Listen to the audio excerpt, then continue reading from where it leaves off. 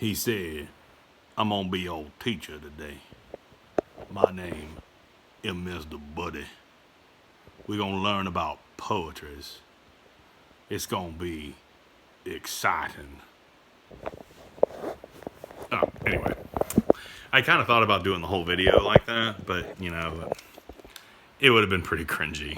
So, now that you've humored me enough, let's talk a little bit about the love song of J. Alfred Prufrock. Now, I know one class has already had this lecture, but I think it bears repeating because T.S. Eliot is a figure that is so unbelievably polarizing. Now, having talked to you guys about poetry and discussing with you what makes poetry good, what makes poetry bad, I don't expect you guys to like Eliot very much, mainly because I don't understand why I like him. And there's been plenty of points in my life where I straight up didn't like Eliot. It's like I go back and forth. And as much as I find Eliot's philosophy of poetry to be, kind of abhorrent, the actual execution is pretty damn good. And no one ever really did poetry the way that he did up until that time. And I'm not sure anyone ever has since then. Now, let me explain a little bit of what Eliot was getting at. And for today, we're going to read the love song of J. Alfred Prufrock all the way through, and I'm going to react to it as we go along. And I want you to have the raw experience of an interpretive reading of this poem. This is kind of something I've been experimenting with for a long time. And sometimes it works, and sometimes it's awkward and it's weird and it makes everybody uncomfortable, which, both are kind of fun. But the main thing about Eliot is he was a high modernist, and the high modernists had kind of a, how do I put this? Aggressive feeling towards poetry and people who tried to read it and understand it. Eliot's poems are heavily encoded with references and sudden walks into other languages and symbols, and the speakers are often very unstable. The times shift to the point that, you guys have heard me interpret poems a lot in class. Going back to Eliot's poem, The Wasteland, which is one that I'll talk with you guys about in American literature. The Wasteland is a poem I still don't think I understand. That's just how overly complex Eliot's writing was. It's something. I think Love Song of J. Alfred Prufrock is a little more accessible. And what goes on in Prufrock, I think we can it's a little easier for us to wrap our heads around.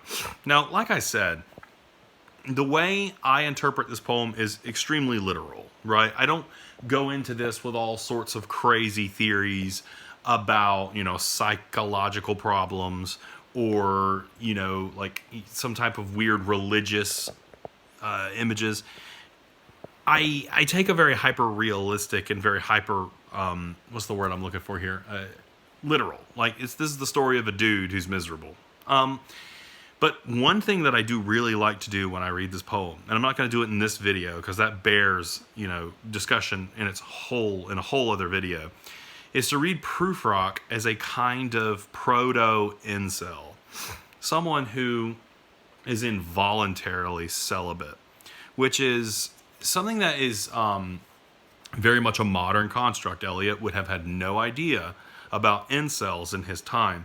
So it's a little inappropriate to read it in that fashion, but it really makes me think of people who don't mesh with our society and people who just can't seem to find a way to fit in. And we'll talk about that more next time. But for now, I just want to react to this poem, and I want to show you the ways that I try to decode it as I read it. I'm not saying that I know everything there is to know about this poem. Far from it, actually. I've written a lot of papers on Eliot, and I've studied Eliot. But I certainly have not done the research to call myself an expert in any sense of the word. So I'm going to do a mostly formalist reading. I'm going to look at the words. I'm going to interpret the words. I'll mix in a little bit of historicism here and there. But anyway, I'm dressing this up way too much. Let's just jump in. And I'm just going to do this right out of your textbook. Now, I'm not even going to try to read this. It should be Italian because it's Dante.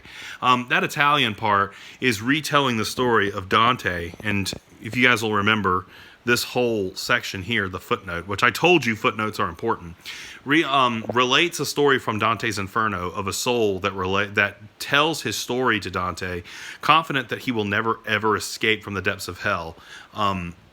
So that already gives us a kind of weird flavor for this poem, that I will never ever reveal my story to anyone who will be able to share it. Now, how much does that connect to our actual text? Let's start with the first stanza. Let us go then, you and I, when the evening is spread out against the sky, like a patient etherized upon a table. Let us go through certain half-deserted streets, the muttering retreats of restless nights in one-night cheap hotels, and sawdust restaurants with oyster cells, streets that follow like a tedious argument of insidious intent to lead you to an overwhelming question. My favorite image here is the night sky like a patient etherized upon a table. That is such a strange image. Normally when we think of poetic depictions of the night sky, we think, oh, the majestic stars. We think of the moon in the sky. I'm overwhelmed by the expanse of the universe. But Eliot goes against type, and he talks about the sky as a patient lying etherized upon a table. That is really interesting. Now, I had to explain this to my other class. Ether is a pain killer, right? And if you snort ether, like before like a surgery, which is what it was used for, ether will knock you slap out. Like you're gone, passed out, kind of like chloroform. So for a patient to be etherized upon the table, this is someone who's not responsive, someone who's almost dead-like. Now, in what way is our night sky like a patient etherized upon a table? Now, we'll get probably an answer to that soon. But also, the atmosphere that we've got here, one-night cheap hotels, sawdust restaurants with oyster shells, streets that follow like a tedious argument. We are not in a nice place. We're in a place that is seedy, not a nice part of town, right? Sawdust on the floor makes it easy to clean and is especially useful if someone vomits.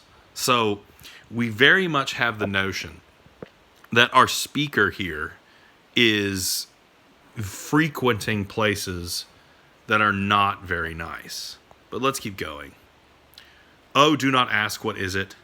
Let us go and make our visit. In the room the women come and go, talking of Michelangelo. I'll come back to that. That's really important too, but let's just keep going. The yellow fog that rubs its back upon the window panes, the yellow smoke that rubs its muzzle on the window panes, licked its tongue into the corners of the evening, lingered upon the pools that stand in drains, let fall upon its back the soot that falls from chimneys, slipped by the terrace, made a sudden leap, and seeing that it was a soft October night, curled once about the house and fell asleep. And indeed, there will be time for the yellow smoke that slides along the street, rubbing its back upon the window panes. There will be time to prepare a face to meet the faces that you meet. There will be time to murder and create, and time for all the works and days of hands that lift and drop a question on your plate. Time for you and time for me, and time yet for 100 indecisions, and for 100 visions and revisions before the taking of a toast and tea. In the room, the women come and go, talking of Michelangelo. Now, a lot has happened here. How is it exactly like that the night sky is like a patient etherized upon the table? Well, the yellow fog is like an animal. This is not a majestic night sky that we're seeing. This is a sky that is like a sleeping animal that crawls about the city, a yellow fog. All the, romantic ideals and the romantic images that we use when we talk about love poetry, that's not where we are. That's not what we're seeing. We're in a desolate, decrepit, dying place. A place that's poisoned and polluted. So for us to get an image of the city like this, taking away its majesticness, and still talking about this kind of winding, gross labyrinth image. But then it comes head on into this image of the dropping a question on your plate, the taking of toast and tea, and the women that come and go talking of Michelangelo. What is it exactly that's happening there? Like, why are they talking about Michelangelo? Well, Prufrock, our speaker, is going to parties, and he's socializing. He is at least a man of means. He's someone who has money. He's someone who is educated enough to write a poem that is so unbelievably erudite in its sound. And erudite, I love that word. Erudite is someone who's really smart, fancy pants, right? He's not talking like some type of commoner in the streets, you know. Oi, what you doing there, governor? He's talking like someone who knows a lot about, you know, literature, and he's educated. He's speaking in poetry. So we already have a bit of an odd juxtaposition here. What is this guy doing that he's, you know, such a smart, kind of aristocratic, bougie guy, hanging out in one-night cheap hotels and gross restaurants? What's going on here? And then he goes to these parties where the women come and go, talking of Michelangelo. Oh, it's time for the taking of toast and tea. Dost thou have the marmalade?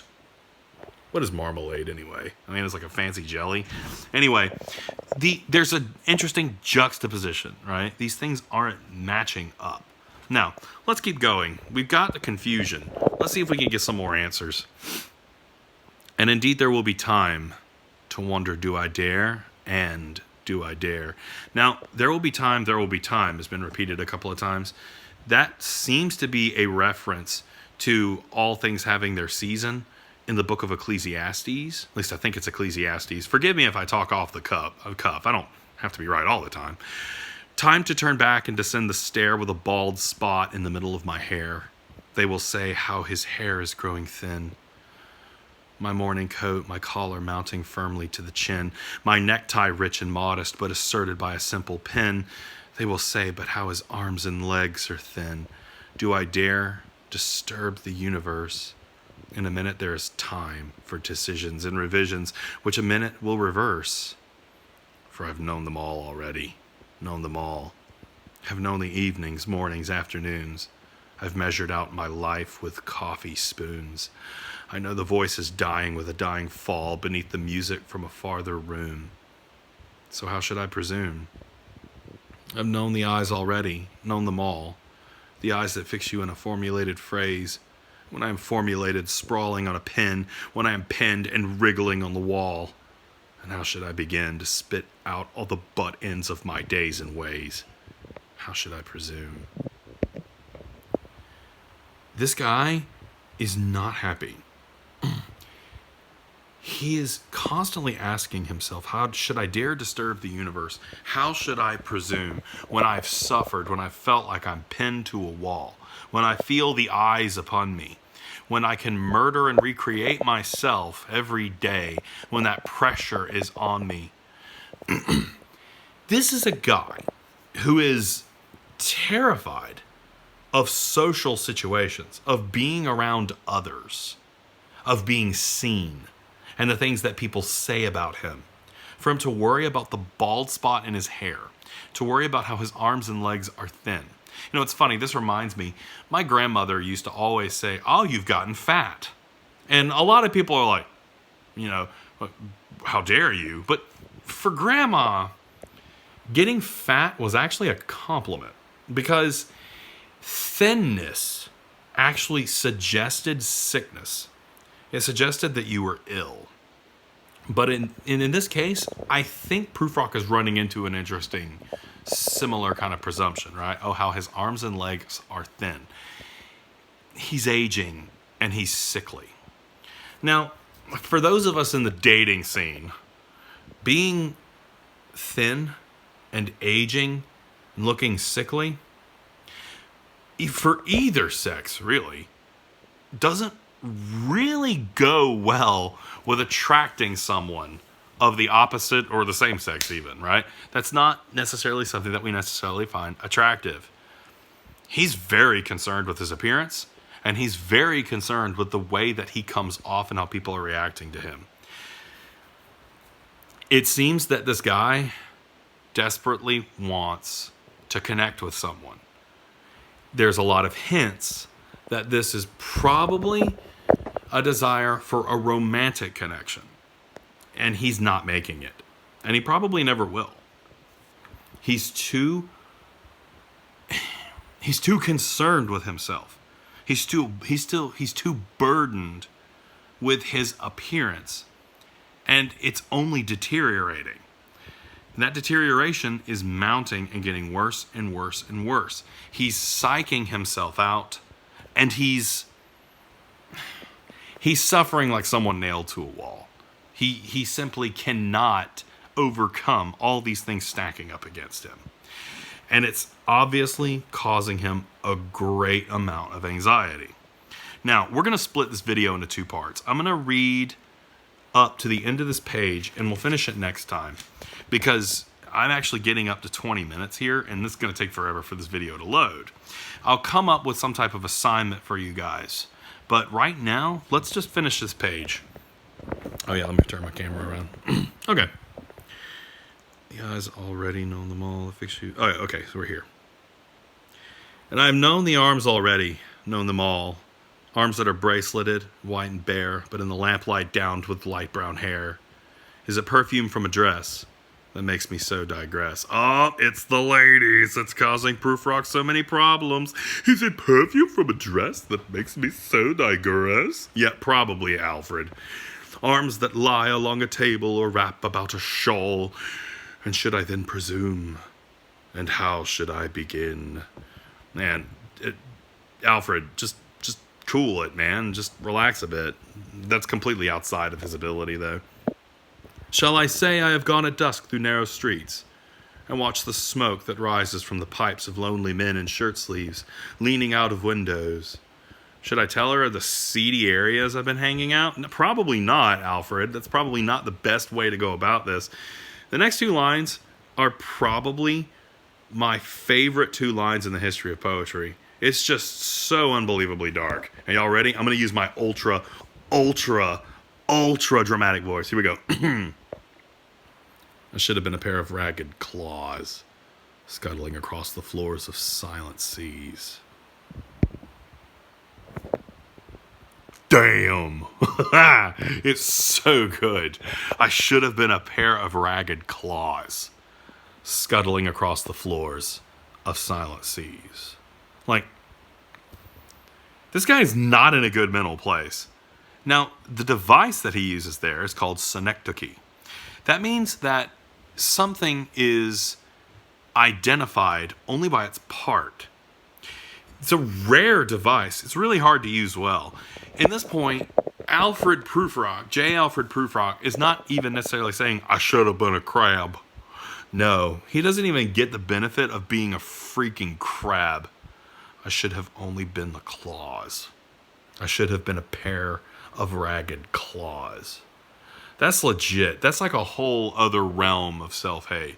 People who are emo are like, I'm going to put on eyeliner and grow my hair out and make it black and wispy, and I'm going to flip it around and I'm going to write poetry to the moon.